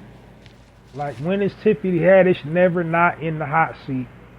All throughout her career, she's been in the hot seat. I don't think she's never not had a year when she hasn't been in the hot seat for something. But she's in the hot seat yet again. So apparently, like, she was invited as Paris Hilton's guest at a fashion show, and she dared Tiffany Haddish to get up and walk the runway, and she was laughing at her, and those in attendance laughed at Tiffany Haddish when she walked the runway. Now, I'm a little kind of 50-50 on it, because number one, she was fully clothed. She didn't twerk. She didn't drop it low to the floor. She didn't have her tongue out, talking about, however they do it. The baddies do it. She didn't do none of that. She just did. She walked. She didn't even do a model walk. She just walked down the thing and sat back down. She didn't even do like a model-esque type walk. But that was enough to plunge Black Twitter into a frenzy and calling her a coon and a Aunt Jane and a this and a that. And so, like I say, I'm 50-50 on it, because I can see some of the outrage, because Tiffany Haddish, it runs with the elite crowd, and most of the people in the elite crowd are white. such as Paris Hilton, and they believe from the outside looking in that Paris Hilton used Tiffany Haddish to get a cheap laugh. Like, I'ma send the black chick to get a laugh. And now why I'm 50-50 on it is because, you know, even though her intent was to embarrass Tiffany Haddish, she looks more pathetic than Tiffany Haddish because she's so insecure and hung up on her own looks that she, like, you know, she wanted to do that, but she wasn't confident enough to do that. And generally, typically, when people like laugh at people and bully people, it's because they're so, you know, insecure and unsure about themselves that they have to put somebody else down to make themselves feel good. And that really kind of is the takeaway I got from it, that she's so pathetic and miserable and a loser that she has to make fun of other people. That's what I got out of it. And Tiffany didn't look at it like that. She just dared me to do it. This is friend girl. We joke and have silly fun like that. I'ma do it. And no big deal. And she definitely could have disgraced us as a people. Like, she's like way worse than what she did. Cause like there have been so many people this year, so many ladies within our community this year on our red carpeted events at our venues for our people that have showed up on the carpet butt ass naked, nothing covering their lady parts, just everything out, and ain't nobody said nothing. I'm not going to say the ladies that did it this year. One sister in our community did it just recently, had all her yams out, and it's somebody like real prominent, really impactful, and it hurt me to my heart to see her in that outfit because she went on this whole little thing about there being no, well, I guess you will know who I'm talking about if I finish the sentence, but you know, this year she went on this whole little crusade about inclusion, and then she gonna rip the runway damn near butt naked.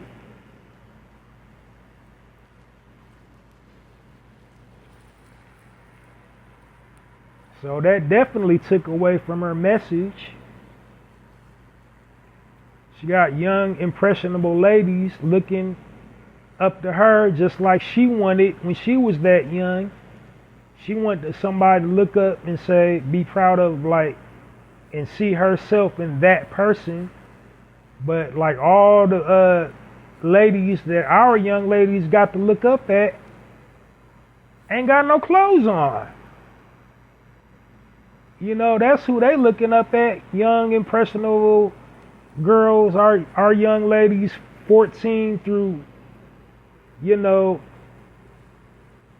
2021, they looking up at Black Hollywood, and they all naked. They all twerking.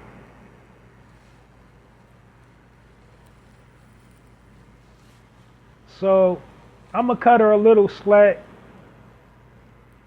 I'm gonna chalk it up to just like, you know,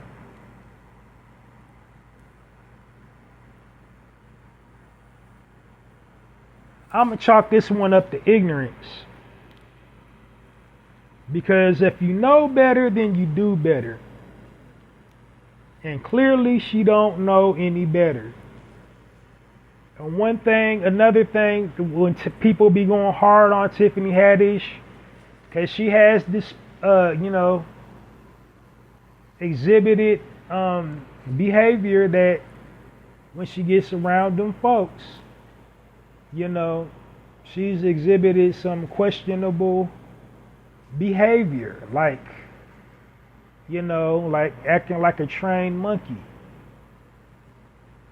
But in her defense, she has some severe mental health issues. She grew up in foster care. And she ain't playing. I believe that in her comedy. I believe sincerely she got some severe mental health issues. I believe she is a danger to herself and others because she got some like severe trauma. And we've seen her, witnessed her from the outside, looking in, crash out on stage, DUIs, getting bombed on stage, coming on stage not ready, and now she got the new thing over her head. Marlon Wayans said, I never cast her in none of my projects because she's not professional. So, you know, what she's going to do to make money? Because she's very talented, she's funny, but her humor is coming from a risque place, like, you know, how many BJ jokes can you do? I don't know. But for the most part, I think there's something there, something special with her in a good way, not a bad way. She definitely does have a special gift that she wants to share with the world, but she's not communicating it yet properly. And that's just going to have to come in time. She's just not there yet to share her gift. But it is trying to crown, it's trying to peak. But we'll never see it if we keep on dogging her out and dragging her all up and down social media without even hearing her side of it yet. Like, we rush to judgment without even getting full context. We just offer our unsolicited opinion, don't even know the full story. We see a clip of something. That's what I hate in our community. We just see a clip of something and then make our minds up. You know, that's that. From that 30-second clip of something, we make our minds up. We don't like that. That's embarrassing to us, without seeing, you know, the situation play out in its entirety. We just go rush into judgment. But then when you do something embarrassing or out of character, then your retort is, don't judge me. If you ain't God, don't judge me. Ain't nobody perfect. That's our quick, you know, way we flip it. You know, when the shoe's on the other foot and somebody's from the outside looking in on your situation, then it's, oh, don't judge me.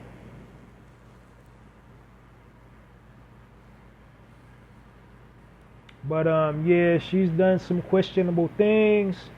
I'm gonna chalk this up to like severe mental health issues. She has said time and time again that she got mental health issues. She's displayed that she has severe mental health issues. She's not only said it, she's displayed it. We've seen her crash out. We've seen her inconsistent interviews, like having a literal mental breakdown in interviews before. So we've seen it. She ain't making it up. It's not a gimmick. It's real.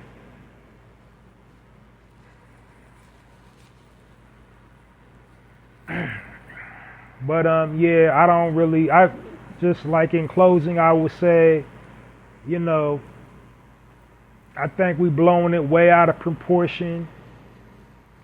Was Paris Hilton probably trying to get a cheap laugh off of Tiffany Haddish? Yeah, most likely. But I believe she would have tried to embarrass anybody, you know, because just how, you know, miserable of a person she is.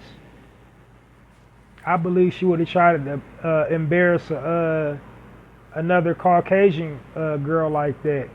I believe she would have embarrassed the Asian girl like that.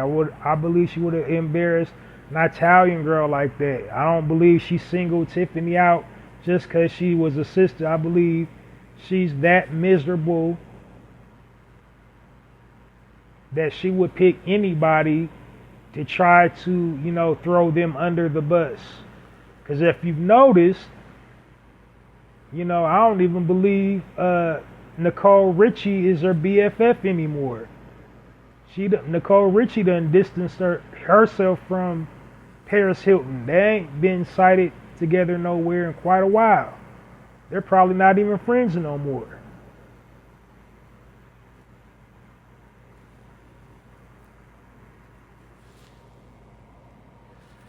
But yeah, that's something low-life, miserable people do.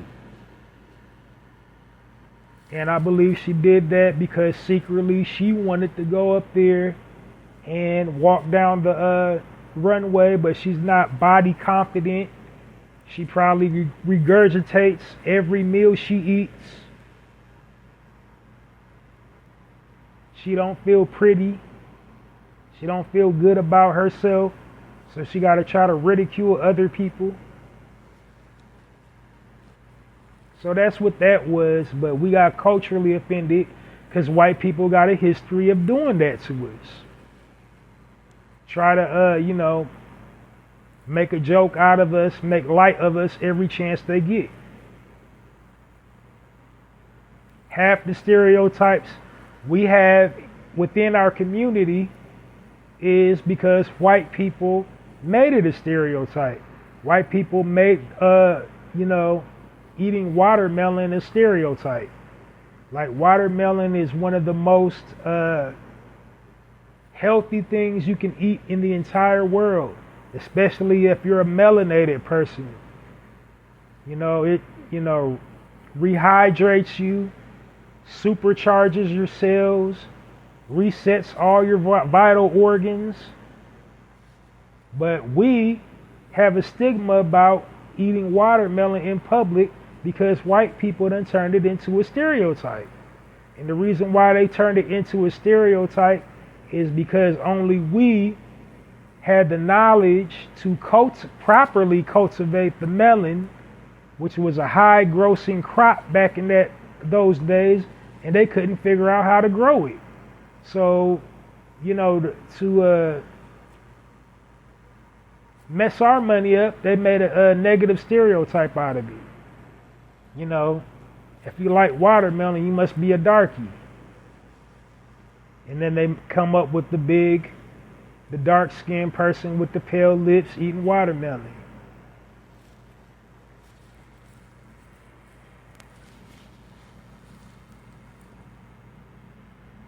Tap dancing, they turn that into a negative stereotype. Do you know how skillful of a dancer you have to be to tap dance? But that then turns tap dancing into a negative stereotype. That is an art form, but there's a lot of brothers that can dance their butt off but won't tap dance because they feel that's coonish. Shoe shining, they turn that into a negative stereotype. Pardon me. Like that is a lucrative business. Virtually no overhead, but there's so many of us complaining we can't get no job. The white man won't hire you, but you won't go get you, which takes virtually nothing to rent you a stall and open a shoe shine business because you feel that's demeaning and degrading. But you go work an hourly rate job. And they're basically calling you a boy on your hourly rate job. They're basically calling you a boy anyway. So why not have a job where you keep 100% of the tip? Or 100% of the profit? Is your tips that you make from shining shoes. We won't do that. Because we done let them psychologically psych us out with them negative stereotypes.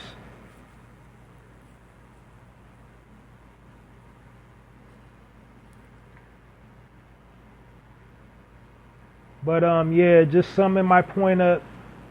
I believe, Paris Hilton's intent was to embarrass Tiffany Haddish, but I also believe it backfired in her face because she didn't make her look as foolish as she set out to make her. Like, a few people chuckled, but it wasn't like the laugh she was trying to get.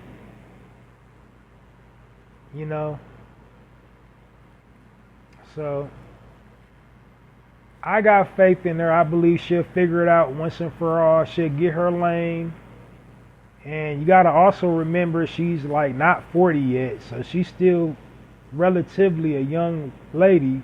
She's still trying to figure out Hollywood, and Hollywood is very divisive and, hard to navigate for everybody.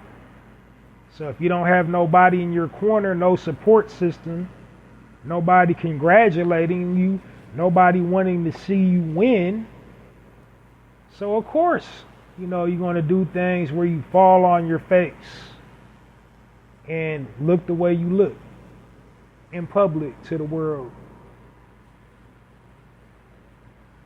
Because, like, for me on the outside looking in, I see a lot of female entertainers, they inadvertently show their contempt towards Tiffany Haddish. They be like fake hugging her on the little strip, and you can just see the contempt in their face for her that they harbor. Because she's like getting all the roles, she's getting all the projects, and they can't wait for moments like this when she falls on her face so they can come out the woodwork to scold her.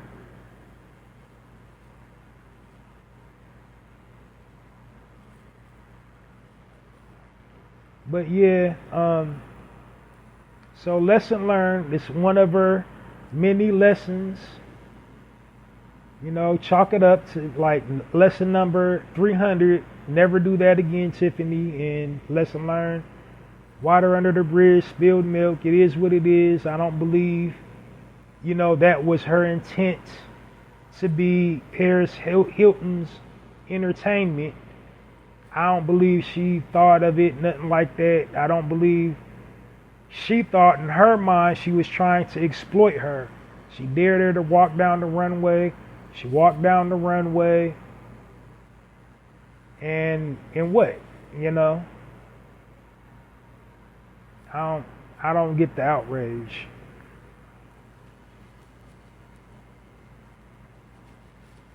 Well, this concludes this section, or this segment of the Narrative Podcast.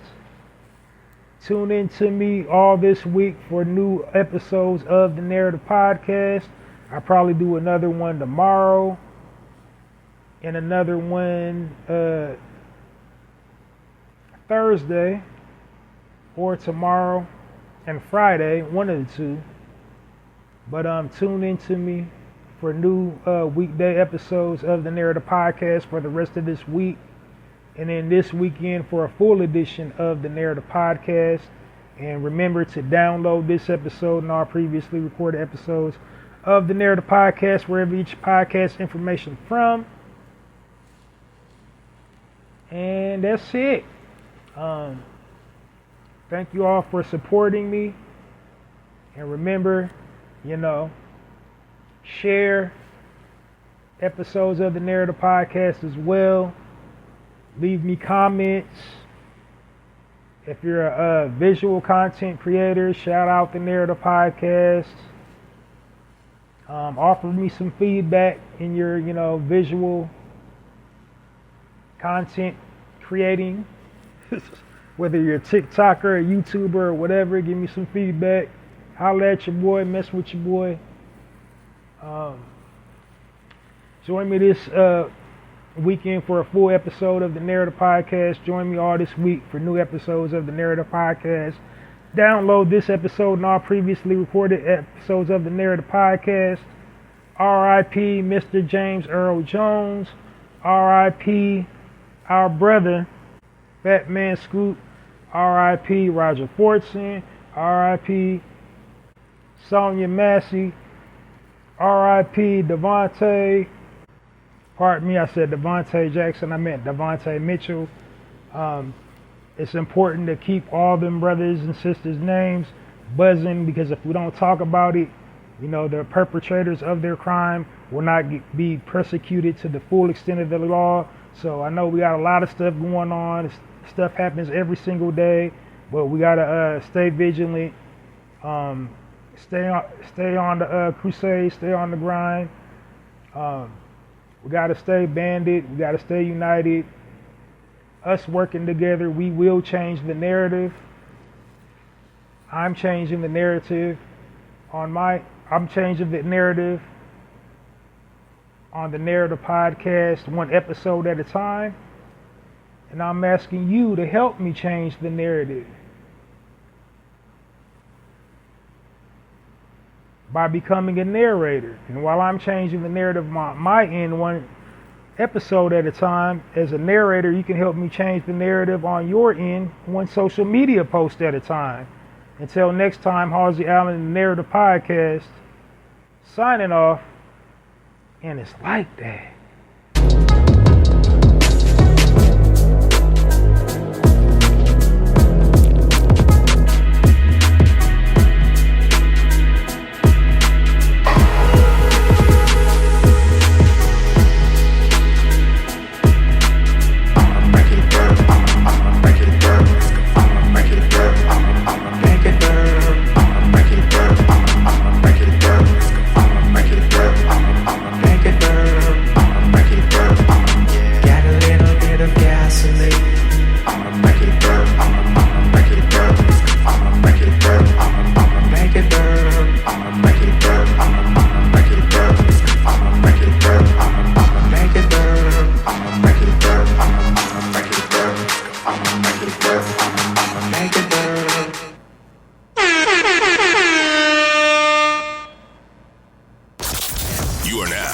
Listening to the Narrative Podcast with Halsey Allen.